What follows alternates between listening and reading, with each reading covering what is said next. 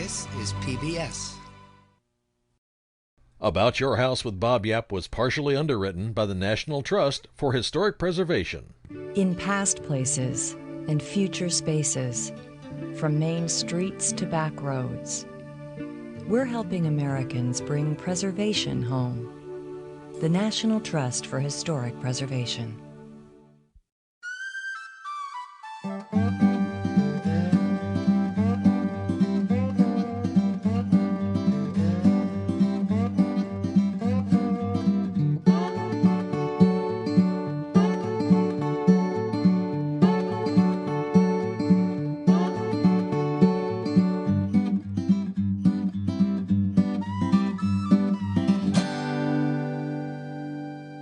Welcome to today's program. It's about creative living spaces. Now, all across America, of course, people are building things that are creative, but historically, well, take a look at this structure. This is the Potter House Bed and Breakfast Inn in Rock Island, Illinois, built in 1907. It's what we call adaptive reuse. Now, historically, when things were built like civic structures, churches, commercial buildings, and residential houses, they had an intended use.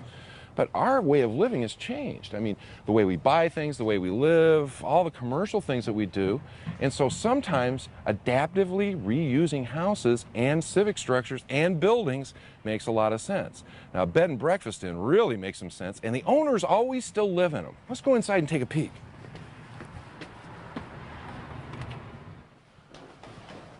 Wow, this is spectacular.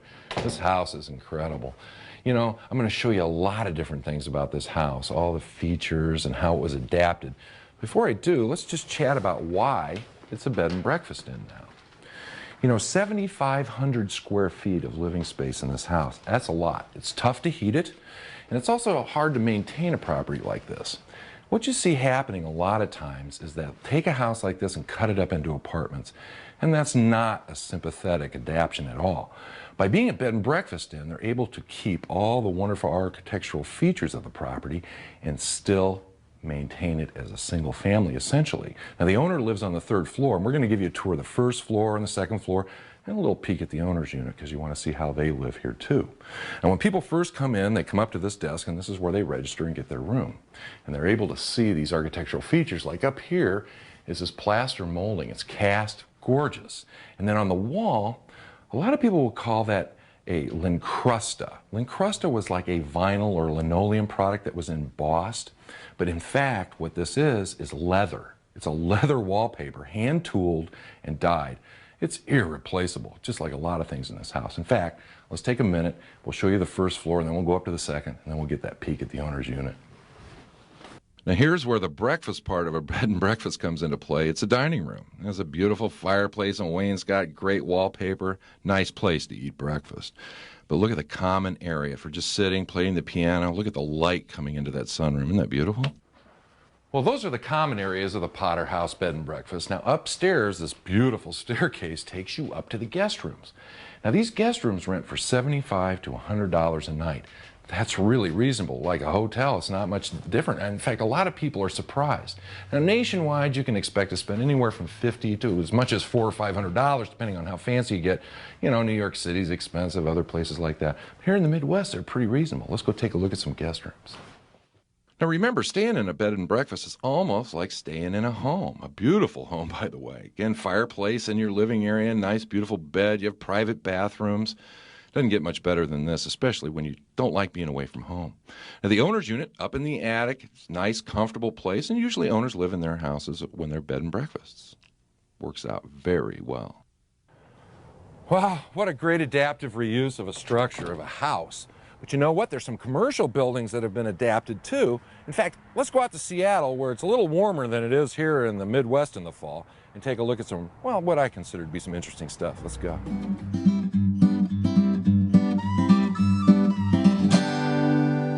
We're in the Florentine here in Seattle, and it's a converted old railroad warehouse. It's now condo lofts. They've done a really nice job, handmade tile in this new entry. We've got a fountain back here, and it makes for a really nice entryway when people come to look to buy units, or the people that just live here when they come to make them feel good. Now, if this old warehouse had ended up out in the landfill, it wouldn't be the neat living space that it is today, and I think that's something important to remember. Why don't you come on up with me and we'll go take a look at one of these units. I picked a top floor loft because I like to be up high, but also because of Sandy Smith. Oh, Thanks sweet. a lot. And she and her partner Tia have done a lot to this unit. We're going to show it to you. I wanted to start out here on the deck. And I know you spend a lot of time out here. We do. This is just another room of the house, and in the summer we're out here all the time. I'll bet you are. We're sometimes out here in the rain even. Well, you know, that's a big fallacy here. Oh, I know. Everybody but out I'm telling these people that because we don't really need a whole lot of people coming in. You don't get any more rain here than we get out in the Midwest. No, You I just don't get think more we do. cloudy days. Right. What I love about being outdoors, of course, having outdoor space in a loft is really important because it connects you with the outside, but the panoramic view of all the commercial buildings, the train depot, you have the International District over here, and the Kingdom. I mean, that's a very bizarre piece of architecture, but it's interesting. That's a big thing. And it's right there, isn't it? This is the heart of sports for Seattle. And then you have all these plants out here which really kind of tie things in. This is a great space. I love it. So, Thanks. Yeah, Thanks. yeah. What I want to do, though, is I want to go inside and show everybody Okay. all the neat things you've Okay. done inside, because there are some great things going on in here. Boy, I love the way this opens up as we come in from the outside. It's open out there and it's open in here. It just looks great. Now, a question for you. You have a beautiful traditional fireplace mantel, which I just love. Definitely. And I noticed that the walls are very monochromatic, ceiling walls, even down to the carpeting. Right. Now, there's something going on here. What's going on? Well, the idea is to take the walls, carpeting to the background and leave room for the art in the front. And you have some serious art in here, some beautiful pieces. Thanks. A lot of Northwestern stuff? Definitely, definitely. Most Northwest or favorite vacation spots. Yeah? You know how that goes. That's But, beautiful. It works, too. It pops it out so that you're seeing the art instead of the walls. And and then up here is the loft bedroom. Right. And that is just really neat. And you've got a big skylight out here, and the sun comes in from the east in the morning. What fun. What fun. Now, tell me about the cost. Now, I understand that they're about $150,000 all the way up to around $350-ish for a unit. And of course, usually the higher up ones cost more. But there's some affordable housing in here for some neat space. Actually, for inner city housing in this city, it's great. Yeah. But the upper floors are more expensive because they have 2 levels and because they are more square footage. Yeah, about how many? But, well, this particular unit is $1,750. Right? So. I believe it. Now, you've added a little bit, I know, and we'll talk about that in a second. But Tia told me that she's the one that designed this kitchen. Well, she did. She had a great long list of specifications, which she got to keep because she's a chef and has a cookbook published and all that kind of stuff. But we did quite a few things. We built this is actually our dining room table. People were always just in the kitchen anyway, so. And they can see her while she's working in the kitchen. It's Corian, isn't it? It is Corian. Okay, that's And then nice. we added some cabinetry and built in the mirrored wall with the pot racks and changed the flooring. That gives some real depth to the kitchen, makes it look bigger. I like that. And then you have this track lighting. That is really interesting. It is track lighting, right? It is. This is track lighting for people who have no ceiling. These little guys move up and down? Uh-huh. What do you call this? It's called Metal Man. It's called Metal Man. I love it. Right. There's a space I want to show you that they put together in the back. It is just one of my favorite spaces. Will you take us down and show You us? bet. All I right. bet we're going to the library. You bet. Really love how it's tucked away. Well, your little library really is tucked in up here. I like it. Is it original? No, we built the library and then the office below it when we took the unit. A lot of books up there. 100 lineal feet. You spend a little time in there, do you? I do. I read in there and I write in there in the morning. It's a nice space. I really like it. Thanks. Thanks for the tea. You're welcome. Thanks for letting us come in and see your beautiful home. We were glad to have You you. did a great job. Let's go take a look at a Chicago loft. Boy, Bob, I have to tell you, you were absolutely right. The view out there of the city's incredible. Yeah, I like being able to see the skyline myself. It's beautiful. This is Bob Ness. This is his loft. And this is Bob Ness's fireplace in his loft. I noticed that when I first walked in. It's a gorgeous piece. Yeah, I got an antique store not far from here. Wow, it's really nice. It accents everything right in this area in the living space. I love it. Yeah, thanks. The other thing I like is the ceilings are really tall, and then you've got the exposed concrete, poured concrete ceiling like a warehouse, and the fan moving air around, and all the little lights to make it look like stars. That's a neat feature. And you got the ductwork too. That's all open and exposed. It has that real loft warehouse feel. Kind of industrial. Yeah, I really like it. And then you have this big concrete column. I'm sure that's original to the building. Yeah. and it gives you that kind of upward feeling, really. Makes sturdy. you feel sturdy, then the building's not going to fall down on you. Yeah, no question about it. Now, tell me a little bit about what's going on over here with the kitchen. Well, I had to make all the countertops about 4 inches lower so I could use it so it's functional for me. And so I had them do the island 4 inches lower as well as the area over by the sink. Now, you can't get appliances that 4 inches lower? No, those are all standard heights, so I just use the counter space that's lower for me, and everything else is regular. It's just not a perfect world. You have to live with what you can get sometimes. Exactly. Yeah.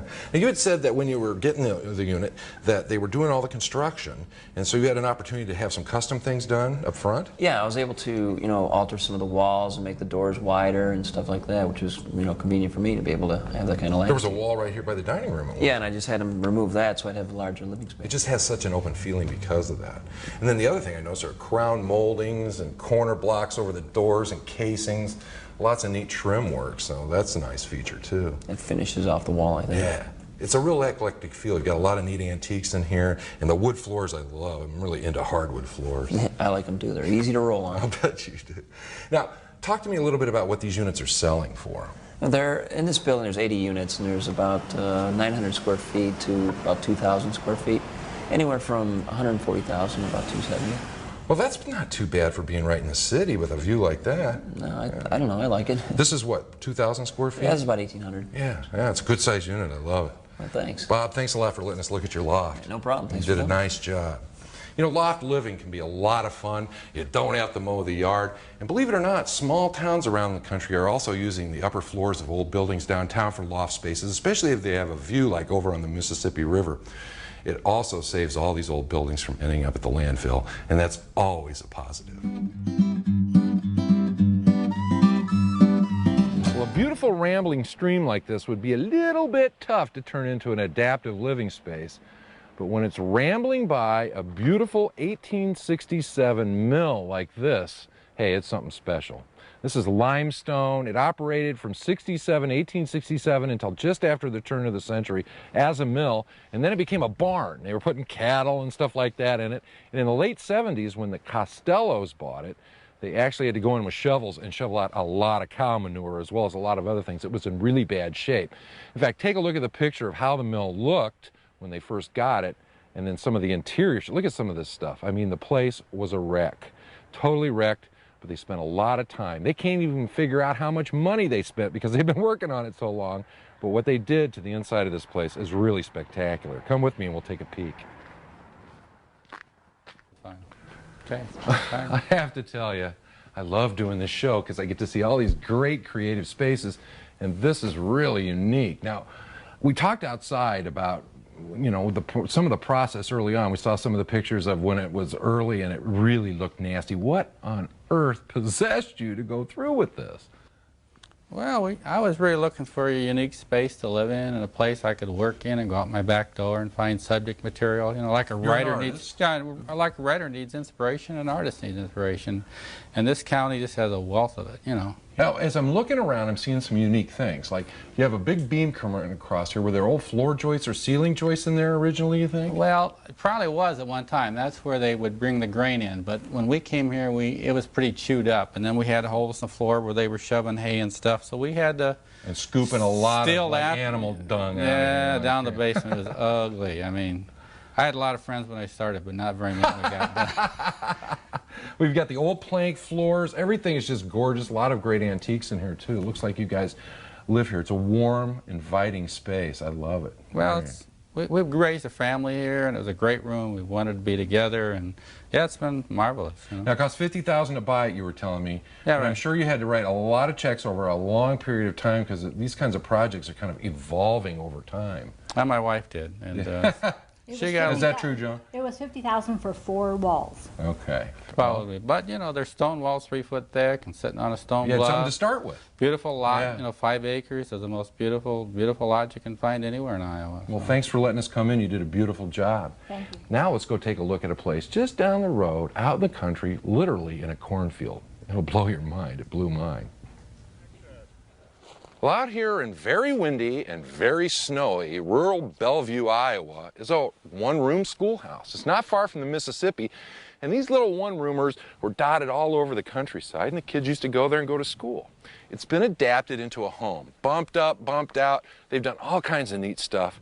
Let's go in and talk to the owners. They'll tell us all about it. Hey, look up there. You've got your son, Bo, up in the loft. Hey, Bob. Oh, Yeah, wow. nice to see you. How Good you to see doing? you. Hey, I did the tour outside. This is incredible what you've done to this old schoolhouse. Thank you, thank you. Yeah, this was originally the shop area. Right here? Right. And the loft was, did you build this loft in? Well, it was closed in. It was a little attic storage area. We opened it up and put some railings on there. So I bet Bo loves it. Oh, it's a great play area for him. Yeah, and then you've got this ladder, this log ladder going up there. That's neat. Yeah, these are black locusts. Cut them locally and got the idea out in Taos. Brought it back All that here. southwestern kind of a look. Yeah, it's real nice. You've got your laundry in your office, but I'm dying to talk to your wife, Sue, about some of the history of what's going on Okay, here. well, Where come is on she? in. She's right in the kitchen. Let's do it. Here she is, Bob. Hi, Sue. Get your outside tour done? I sure did. I sure did. I love your kitchen. It's gorgeous. Thanks. I love the whole place, actually. But before we talk about the kitchen and everything, tell me a little bit about the history of the building itself. Well, we have plat maps dating back to about 1890. So just before 1890 in that range? Right. So it was a schoolhouse from the very beginning. Right. Tiny. If you look at this picture of it before you did anything to it, it really looks kind of nondescript. And I mean, what caught your eye? What made you decide to do it? Beautiful location. We are up high with great sunsets and sunrises.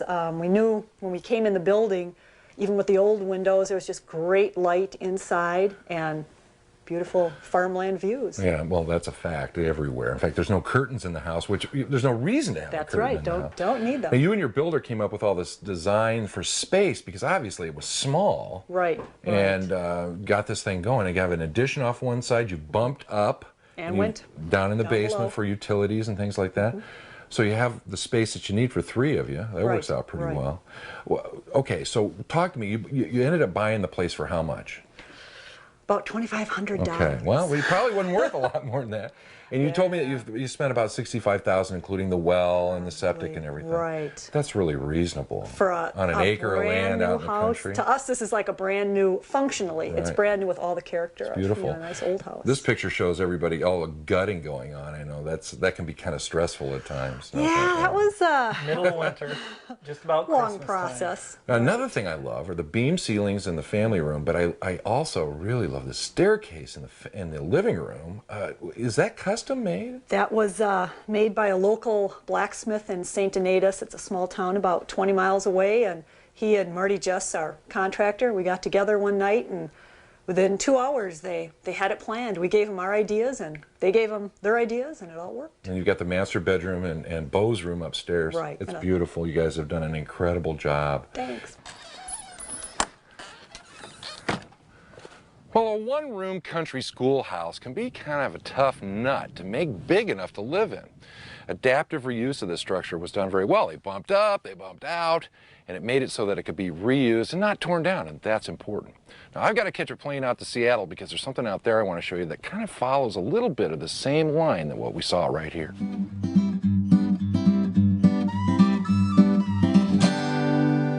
I'm out here in Seattle today talking to Mary Johnson. She's an architect out here with her husband Ray, right? And he's up with the carpenters right now, I think. We're going to show you something kind of interesting, but let's set it up this way because when I got here, I had no idea what was going on. I see these tiny houses on tiny lots, and it just seems weird. Tell me, is there a history to that? There sure is. Seattle grew phenomenally between about 1900 and 1910.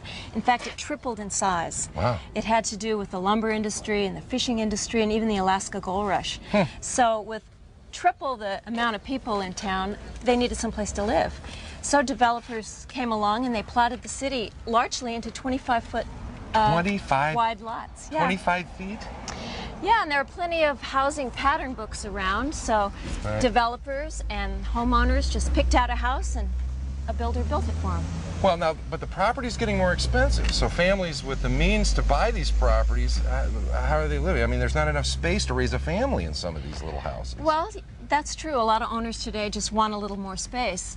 There's not any room to spread out. So one thing we've been able to do for people is help them go up. So you're putting on extra stories above. Sure. Now the key, it would seem to me, to doing this is making it look like it's supposed to be there instead of something plopped on from an alien ship. Well, that's a fun thing to do, though. There are a lot of examples of different types of dormers and different roof styles. So just to walk around the neighborhood gives you a lot of ideas about how that can be done and how it can fit into the neighborhood. Well, I think you and Ray have really come up with a great idea here. I'm going to go upstairs and chat with him about what you're doing up on this 3rd floor. Thanks, Mary. Okay, great. See you Thanks, later. Bob. Bye-bye. Great. Hey, guys. Hey, Wayne. How you doing? Good to see you. Ray. Hi, Bob. Good to see you. How are you? Good to see you. Yeah. This view is a lot better than I even imagined it would be out here. Yeah, this it's is nice. Great. Did you anticipate this view? Oh, no, we didn't know it was out there at all. Right. Yeah, I'll bet. Well, I was just talking to Mary about the history of all this stuff, about how people bump up because the lot sizes are so small. What's interesting to me is designing this, because it looks to me like it's supposed to be there, and the blueprints that I'm looking at show a really beautiful elevation of this dormer, and it really looks great. Thank you. Was it tough? Yeah, it's pretty tricky. It's with these gambrel roofs, it's hard to get the form to give you more space inside without ruining the look of the house. So we extended the lower roofs and increased the pitch of the upper roofs to get this space up here. Was it going to be the master bedroom you were telling me? Oh, that's right. It was With the originally, views. yeah, the husband and wife wanted to have the bed right there and be looking at all this, but we couldn't get all the storage and bathroom and everything into this space. So what will it be? Kind of a family area and studying and just general relaxation room. Great. You know, I'm looking all over and I'm seeing these huge 2x12 rafters all over in here. Isn't that a little bit overbuilt for a structure like that? Yeah, it's way more than the structure we would need. It's mostly for the energy code. Ah, okay. So you have to get about an R30, R38 in some of these areas? And that's about this much bad insulation, and you need an airspace above it. For the ventilation, yeah. Right. Make your roof last longer and keep the insulation dry. That's right, in this hot climate. Yeah, that's great. Well, you're doing a great job. It looks beautiful. Thanks, Well, thanks Ray. a lot. You know, bumping up in Seattle sometimes is the only way that you can get the extra space that you need because the lots are so small. Houseboats everywhere. Of all the different creative living spaces that we've talked about in this show, houseboats are really my favorite. Now, we're right here on Lake Union in Seattle, and there are a lot of houseboats on the water here in a really neat little community. And there's also lots of people that live around Lake Union. Now, the city of Seattle, they're not too hip on this little boat community, but the fact is it's all grandfathered in. The problem is you can't build any new ones. So the existing ones vary from ultra-modern to little cabins that look like they're out in the woods on a lake, but the insides of them are usually really, really tricked out and look incredibly neat. Now, there are a lot of people that live down here, and the culture is very good. People, neighbors know everybody, and there's plantings and rooftop gardens. It's always been my fantasy to live in a houseboat. Hey, Bob. Hey, Nancy, how are you? Just fine. This is Nancy Hammer, and she's going to take us inside here and show us what's going on with her house. Come on in. All right, can't wait. Wow, great little galley kitchen and all the beams and stuff. And wow, this is really open. I can't believe how open. Isn't it a surprise? Yeah, and they've all this foliage. Does this have something to do with your landscaping design stuff? Oh, yes. It's a jungle in here, and I bring my landscape design home with me. Yeah, no kidding. And then there's a lot of artwork in here. You have the white walls, which lets the art speak for itself, which I kind of like. Is this your stuff? Oh, most of it is. Yeah, it's beautiful. Over here you have like a family room with an old Morris chair. That's really nice. And then this panoramic view of all the houseboats sitting in front of them. That's really something. They're really colorful, too. Oh, this is the most spectacular place to live. You feel like you're sitting right on a boat. It brings the water right inside. Hey, where's Mark, your other? He's upstairs waiting for us on the Let's rooftop go check garden. it out. All right. Boy, more foliage. It seems like it's everywhere. Wow, this is rooftop bliss. I love this. Hi, welcome, Bob. Mark. Good to see you. How do you like living on a houseboat? Oh, it's really great. Yeah, I can imagine. You know, I'd love to live on one. It's always been my fantasy. Oh, well, you get the opportunity to do it. The bottom line to all this is creative living is within your grasp. Thanks for spending some time with me today. I'm Bob Yapp, about your house.